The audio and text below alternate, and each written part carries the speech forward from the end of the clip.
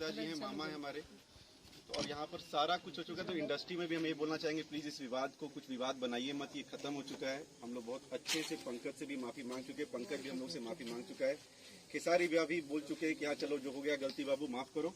अब भैया को आप लोग समझिए कि हेल्प कीजिए, भाई को हेल्प कीजिए, भोजपुरी समाज को हेल्प कीजिए सबको, और विवाद वाद नहीं किया जाए। पंकज हमनी के छोट भाई है और घर के अगर भुलाई लेके घरे आ जाओ तो, और हमनी के उहे बात सॉरी बोलले बनी जाए, दोनों ओर से गलती भइल बा। और जितना हमनी के यथा संभव होई भाई के हेल्प करब जा, लिखब जा, बाजी गाना, एकरा में बाकी लोग के मजा ले लगे कोनो जरूरत नहीं है। हमनी के घर के सदस्य हैं। ये बात आप भी बोलती कोई ना ले, बहुत ढेर विवाद हो गई। ठीक ओके, कट कर ना, सबके सर्वसम्मति बा। दोनों परिवार की गलतफहमी के चलते ये विवाद भइल हटे। थोड़ा सा समझदारी आदमी रखी तो जीवन में कभी कोनो विवाद ना हुई, समाज बहुत आगे बढ़ी। कलाकार समाज ये लोग के खूब आगे बढ़े, लोग बिहार के नाम रोशन करे।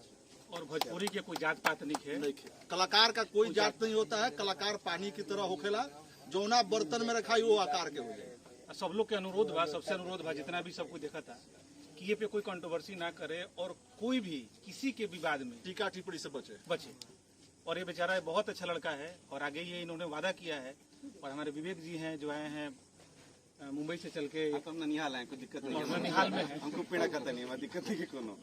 इन्होंने बोला भी है कि इस पंकज के लिए ये नाम करेंगे, काम करेंगे।